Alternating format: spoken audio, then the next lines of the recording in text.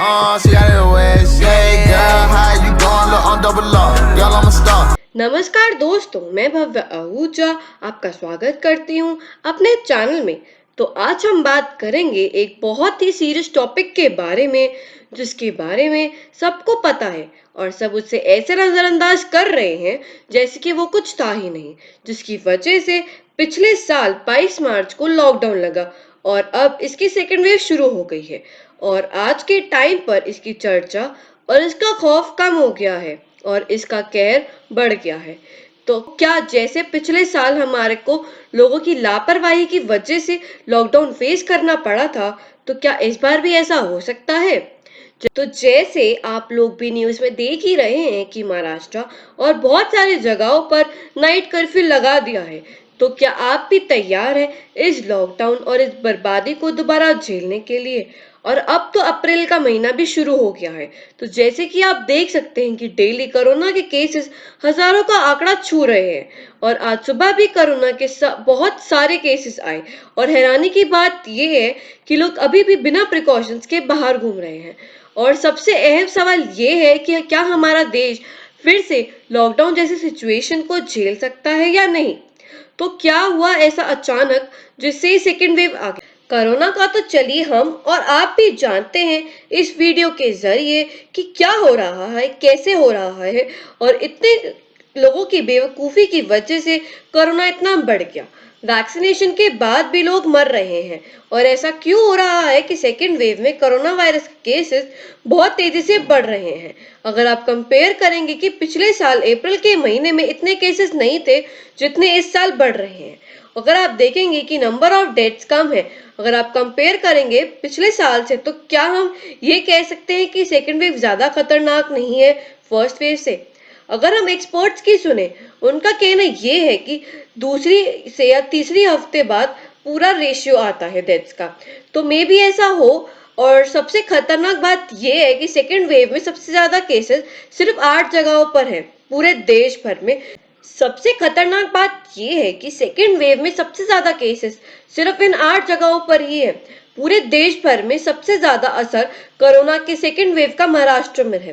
पर मेन सवाल इस चीज का है कि सेकेंड वेव आ गया और इतना फैल गया कि लोग डेली मर रहे हैं। पर पिछले साल नवंबर में सेकेंड वेव आ गया था बाहर के स्टेट्स में, पर इंडिया में सितंबर 2020 के बाद केसेस नीचे जा रहे थे 5 महीने तक। ने कुछ ऐसी ही थ्योरीज निकाली हैं साइंटिस्ट को लेकर, जिन्होंने बताया है कि इंडियंस की इम्यून सिस्टम नेचुरली इतनी स्ट्रांग है। ऐसा उन्होंने इसलिए कहा क्योंकि यहाँ साफ सफाई की इतनी इंपॉर्टेंस नहीं दी जाती और यहाँ पर मलेरिया, टाइफाइड, डेंगू जैसी बीमारियां फैलती रहती हैं, तो इसलिए यहाँ के लोगों की इम्यूनिटी ज्यादा स्ट्रांग है। उन्होंने थ्योरी नंबर 2 में ये बताया कि साइंटिस्ट ने ये भी कहा कि इंडिया का क्लाइमेट इसकी मेन वजह हो सकता है। यहाँ पर ज्यादा ह्यूमिडिटी है और वायरस ठंडी जगहों पर ज्यादा इजीली सरवाइव कर रहा है। थ्योरी नंबर 3 में देखा जा सकता है और उन्होंने बताया भी है कि इंडिया में यंग पॉपुलेशन ज्यादा है, तो यहाँ का डेथ रेशियो और केसेस कम देखने को मिले। और सबसे मजाकेदार थ्योरी ये दी है कि यहाँ लोग मास्क लगाकर घूमते हैं, पर मैं अपने घर के बाहर के मार्केट की पिक दिखा रही हूँ जहाँ मुझे खुद मास्क नहीं दिखा लोगों के चेहरे पर। तो ऐसे में लोगों से क्या उम्मीद की जा सकती है? थ्योरी नंबर 4 में उन्होंने ये दी जानकारी कि 65% इंडियंस बाहर काम करते हैं, तो बाहर से जर्म्स आते हैं और उसे कोरोना वायरस होता है। बल्कि ये सिर्फ और सिर्फ थ्योरीज है, ऐसा कुछ भी अभी प्रूव नहीं हुआ है।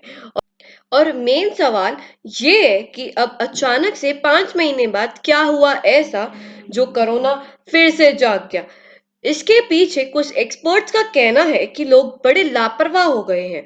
उन्होंने मास्क लगाना कम कर दिया है, सोशल डिस्टेंसिंग मेंटेन नहीं रख रहे, तो इसलिए केसेस ऊपर जा रहे हैं। और मेरा ओपिनियन इसमें कई हद तक सही भी है, क्योंकि लोग ऐसा करते हैं और मैंने करते हुए उन्हें देखा भी है।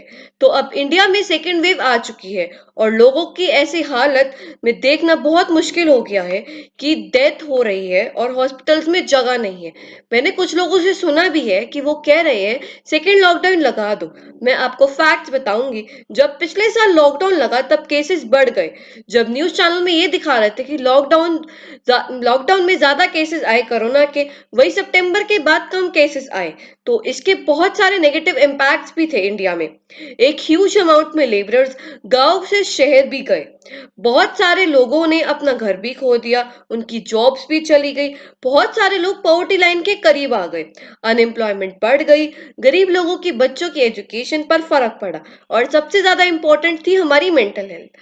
उस पर कितना असर पड़ा और हम सब घर में बंद थे, एक जेल की तरह। ये सब करके भी हमने कुछ नहीं पाया, बल्कि खो और दिया बहुत सी चीजें। तो जो लोग ये कह रहे हैं कि लॉकडाउन लगा दो, उनके लिए सिर्फ एक ही बात कहना चाहूंगी कि आप लोग सरवाइव कर लेंगे, पर गरीब लोगों का क्या? जो अभी बहुत मुश्किल से सरवाइव कर रहे हैं, वो कैसे सरवाइव करेंगे? जिनकी जॉब्स, घर और पढ़ाई कोरोना खा गया, उनके बारे में सोचो। और जैसे कि कल हमें पता चला 6 अप्रैल को करीब 1 बजे के करीब कि दिल्ली में नाइट कर्फ्यू लग गया, रात के 10 बजे से लेकर सुबह के 5 बजे तक। और ये बहुत हैरानी की बात है कि कल भी 2300 से ज्यादा केसेस हो गए। बस लास्ट में यही कहना चाहूंगी कि फिर से ऐसे हालात ना पैदा हो, तो प्लीज कृपया करके मास्क पहनो, सैनिटाइजर यूज करो और अपना ध्यान रखो। सोशल डिस्टेंस मेंटेन करना जरूरी है। धन्यवाद।